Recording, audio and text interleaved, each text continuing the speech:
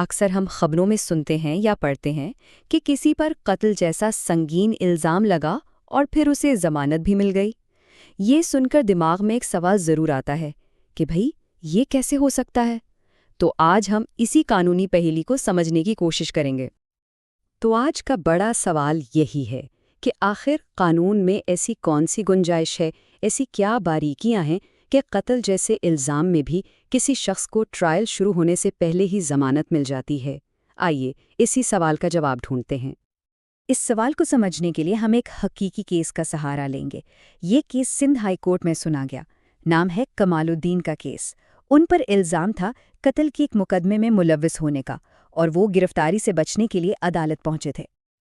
اچھا، تو اس کیس میں کون کون شامل ہیں؟ ایک طرف ہیں درخواست گزار کمال الدین، جن پر قتل کا الزام ہے اور وہ قبل از گرفتاری ضمانت مانگ رہے ہیں۔ دوسری طرف ہے مقتول ندیم حسین۔ الزامات ظاہر ہے بہت سنگین ہیں، پاکستان پینل کوڈ کی دفعہ 302 یعنی قتل کا الزام، اور یہ سب کچھ ہو رہا ہے سندھ ہائی کورٹ میں۔ اس کیس کی بنیاد ہے قبل از گرفتاری ضمانت۔ اب یہ کیا چیز ہے؟ دیکھیں، عام طور پر ضمانت گرفتاری کے بعد ہوتی ہے، لیکن یہ ایک خاص قسم کا قانونی تحفظ ہے جہاں عدالت کسی کو گرفتار ہونے سے پہلے ہی یہ کہہ دیتی ہے کہ اسے حراست میں نہ لیا جائے۔ تو سوال یہ ہے کہ کمال الدین کے وکیل نے عدالت میں کیا کہا، انہوں نے ضمانت کے لیے کیا دلائل دیے؟ چلیں اب ان کی طرف کی کہانی سنتے ہیں۔ دفاع کے پاس آپ کہہ لیں 4 بڑے پوائنٹس تھے۔ پہلا کہ اس پورے واقعے میں کمال الدین کا کردار بہت معمولی سا تھا۔ دوسرا، اور یہ بہت اہم نقطہ تھا، کہ خود پولیس نے اپنی شروع کی تفتیش میں انہیں بے گناہ قرار دے دیا تھا۔ تیسرا کہ یہ سب ایک پرانی دشمنی کا شاخسانہ ہے اور انہیں جان بوجھ کر پھنسایا جا رہا ہے۔ اور چوتھا کہ FIR کٹوانے میں بہت دیر کی گئی۔ دفاع کا سب سے مضبوط دلیل آپ جانتے ہیں کیا تھا؟ خود پولیس کی اپنی رپورٹ۔ ذرا سوچیے اس بات پر، جس ادارے نے کیس بنانا ہے وہی کہہ رہا ہے کہ ابتدائی تفتیش کے بعد تو کمال الدین بے گناہ نکلے اور ہم نے انہیں چھوڑ دیا تھا۔ یہ ایک بہت بڑی بات تھی۔ اچھا، تو قانون کی زبان میں اس کا کیا مطلب ہوا؟ دیکھیں، پاکستانی قانون میں جب پولیس اپنی فائنل رپورٹ یعنی چالان جمع کرواتی ہے تو اس میں ایک ہوتا ہے کالم نمبر 2۔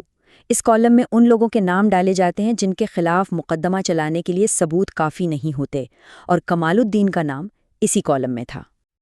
لیکن ظاہر ہے یہ کہانی کا صرف ایک رخ تھا۔ اب استغاثہ یعنی پروسیکیوشن کی باری تھی۔ ان کے پاس بھی اپنے دلائل تھے اور وہ بھی کافی مضبوط تھے۔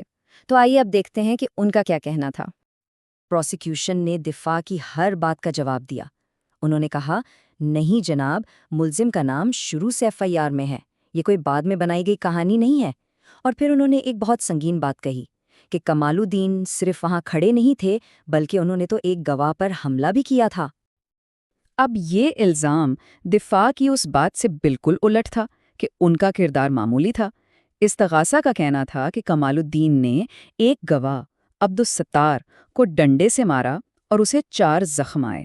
تو مطلب یہ ہوا کہ وہ صرف ایک تماشائی نہیں تھے بلکہ اس واقعے میں باقاعدہ شریک تھے۔ تو اب جج صاحب کے سامنے 2 بالکل مختلف تصویریں تھیں۔ ایک طرف دفاع کہہ رہا تھا کہ ہمارا بندہ بے گناہ ہے، اسے پھنسایا جا رہا ہے۔ دوسری طرف استغاثہ کہہ رہا تھا کہ نہیں، یہ تو تشدد میں براہ راست ملوث تھا۔ اب فیصلہ جج کو کرنا تھا کہ ان 2 متضاد کہانیوں میں سے کس بات میں زیادہ وزن ہے۔ جج نے فیصلہ کرنے کے لیے ایک ایک قدم اٹھایا۔ سب سے پہلے تو انہوں نے یہ دیکھا کہ الزام کے مطابق کمال الدین کا اصل کردار تھا کیا۔ پھر انہوں نے پولیس کی تفتیش کو پرکھا۔ اس کے بعد انہوں نے پرانے عدالتی فیصلوں کو دیکھا کہ ایسے کیسز میں پہلے کیا ہوتا رہا ہے، اور آخر میں انہوں نے یہ نتیجہ نکالا کہ کیا اس معاملے میں مزید تفتیش کی ضرورت ہے یا نہیں۔ اور یہاں جج کو ایک بہت اہم بات نظر آئی۔ عدالت نے یہ نوٹ کیا کہ FIR میں بھی کمال الدین پر مقتول کو جان لیوا چوٹ پہنچانے کا الزام نہیں تھا، یعنی جو گولی لگی وہ چلانے کا الزام ان پر نہیں بلکہ دوسرے ملزمان پر تھا۔ قانون میں پرانے فیصلے بہت اہمیت رکھتے ہیں۔ جج نے سپریم کورٹ کے ایسے ہی پچھلے کیسز کا حوالہ دیا جہاں کسی ملزم کو ضمانت اس لیے دی گئی تھی کیونکہ یہ واضح نہیں تھا کہ اس نے براہ راست کیا کیا، یا یہ ثابت کرنے کے لیے مزید ثبوت چاہیے تھے کہ اس کی نیت بھی دوسروں جیسی ہی تھی۔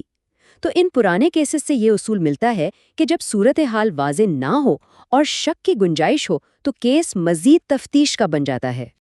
تو ان سارے دلائل، ثبوتوں اور پرانے فیصلوں کو سامنے رکھتے ہوئے عدالت نے اپنا فیصلہ سنایا۔ چلیں دیکھتے ہیں کہ آخر فیصلہ کیا ہوا، اور اہم بات یہ کہ اس فیصلے کا مطلب کیا ہے۔ فیصلہ یہ تھا کہ کمال الدین کی قبل از گرفتاری ضمانت منظور کر لی گئی، مطلب انہیں ٹرائل کے دوران گرفتار نہیں کیا جائے گا۔ یہاں سب سے اہم سوال پیدا ہوتا ہے، ضمانت مل گئی تو کیا اس کا مطلب یہ ہے کہ کمال الدین بے گناہ ہے؟ کیا کیس یہیں ختم ہو گیا؟ نہیں، جواب اتنا سیدھا نہیں ہے۔ جج نے اپنے فیصلے میں یہ بات بالکل صاف صاف لکھی۔ انہوں نے کہا کہ ضمانت پر فیصلہ دیتے ہوئے ہم نے جو بھی باتیں کی ہیں وہ سب عارضی ہیں۔ ایسا اس لیے لکھا جاتا ہے تاکہ جب اصل ٹرائل شروع ہو تو وہ عدالت اس ابتدائی فیصلے سے متاثر نہ ہو اور تمام ثبوتوں کو نئے سرے سے دیکھے۔ تو اس پورے کیس کا نچوڑ کیا ہے؟ سب سے اہم بات یہ ہے کہ ضمانت ملنے کا مطلب بے گناہی کا سرٹیفکیٹ نہیں ہے، یہ بس انصاف کے ترازو کو برابر رکھنے کا ایک طریقہ ہے۔ قانون یہ کہتا ہے کہ جب تک کسی پر جرم حتمی طور پر ثابت نہ ہو جائے اسے جیل میں نہ رکھا جائے، خاص طور پر جب کیس میں شک کی گنجائش ہو اور مزید چھان بین کی ضرورت ہو۔ اصل کیس تو ابھی ٹرائل کورٹ میں چلے گا۔ اور آخر میں کمال الدین کا یہ کیس ہمیں انصاف کے ایک بہت بڑے سوال پر لا کر چھوڑ دیتا ہے۔ ایک طرف معاشرے کو جرم سے بچانے کی ذمہ داری ہے اور دوسری طرف ایک فرد کی آزادی کا حق۔ ان دونوں کے درمیان وہ باریک سی لکیر کہاں کھینچی جائے، خاص طور پر تب جب سچائی ابھی پوری طرح سامنے نہ آئی ہو۔ یہی وہ نازک توازن ہے جسے قائم کرنے کی کوشش ہماری عدالتیں ہر روز کرتی ہیں۔